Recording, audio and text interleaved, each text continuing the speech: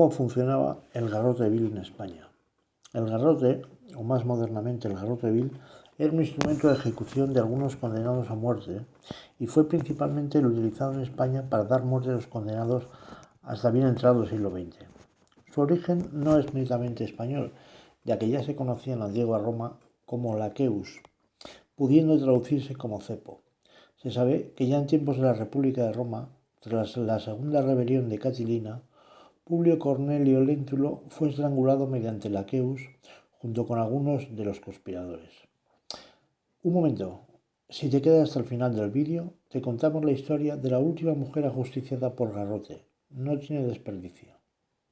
Sin embargo, el garrote fue modificado respecto al utilizado en Roma tras varios siglos hasta el que ha llegado hasta el siglo XX. Una de las modificaciones que adoptó el garrote fue el apellido. Me explicaré. En la época medieval se entendía que la utilización del garrote para dar muerte a los reos condenados solo podía ser utilizado para la gente plebeya, es decir, solo para aquellos que no ostentaban nobleza de sangre, marqueses, condes, duques, etc., ya que los nobles solo podían ser ajusticiados con espada. Dado que solo podían morir por garrote los plebeyos, se le añadió el apellido de vil en virtud del colectivo de personas al que se le aplicaba, manteniéndose una muerte digna para los nobles. El instrumento de ejecución fue adaptándose a los tiempos y fue llevado por los españoles a América, donde prestó servicio hasta la pérdida de Cuba y Filipinas. La simpleza del artilugio hizo que fuera escogido en España por lo barato y simple de su mecanismo, si bien no era excesivamente compasivo con el ajusticiado, a quien podía infligírsele una muerte lenta y horrible dependiendo de la pericia del verdugo. Finalmente, el garrote dejó de aplicarse en España tras la abolición de la pena de muerte en 1978.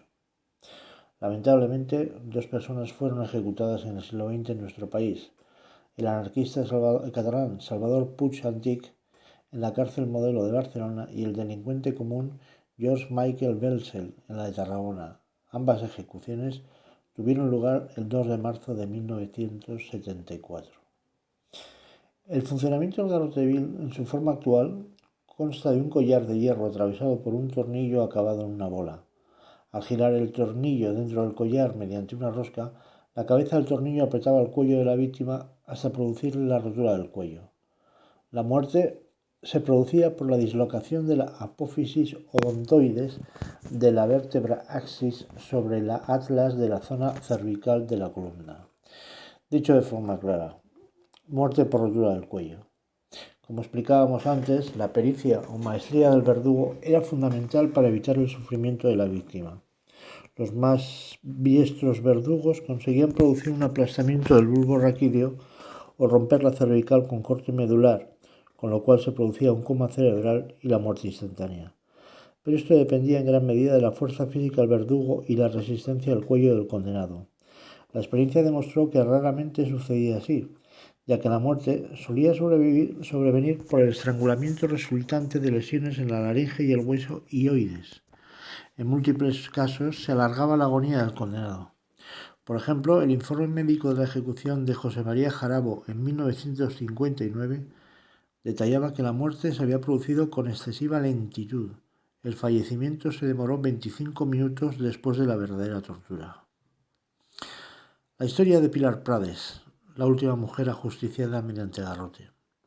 Pilar Prades Expósito nació en un pueblecito de Valencia en 1928 y fue finalmente ajusticiada en Valencia el 19 de mayo de 1959 mediante pena de garrote. Ya desde muy pequeña, Pilar viajó a Valencia capital para servir y poderse ganar un sustento.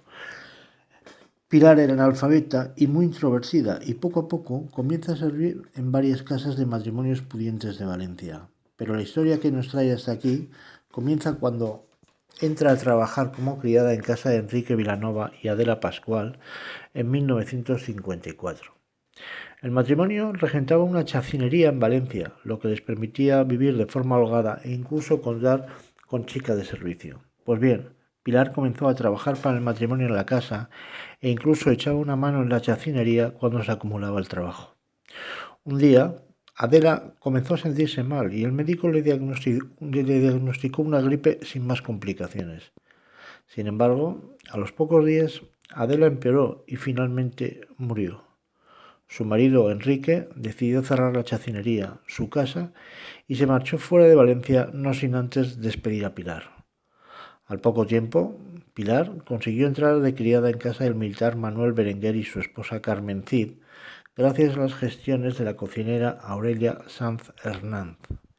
Y aquí comienza lo bueno. A las pocas semanas de comenzar de criada en la casa del militar, la cocinera comienza a sentirse mal hasta el punto de que el médico decide internarla en un hospital, hasta que en unos pocos días parece que la salud de Aurelia, la cocinera, mejora. Y es entonces cuando la esposa del militar, Carmen, comienza a referir los mismos síntomas que Aurelia y Manuel comienza a sospechar de su criada Pilar Prades y decide consultar con otros médicos y hacer pruebas de presencia de algún veneno en el cuerpo de su esposa. Así las cosas, contacta con el marido de Adela, Enrique Vilanova, y ambos solicitan autorización judicial para la exhumación de los restos de Adela Pascual, y tras el examen forense oportuno descubren grandes cantidades de arsénico en los restos. Una vez detenida Pilar, esta confesó los intentos de envenenamiento, si bien lo hizo tras encontrarse detenida 36 horas sin comer ni dormir. No obstante lo anterior, la policía encontró un frasco de matahormigas con base de arsénico entre sus efectos personales, y este hecho, además de su confesión, la llevaron al garrote.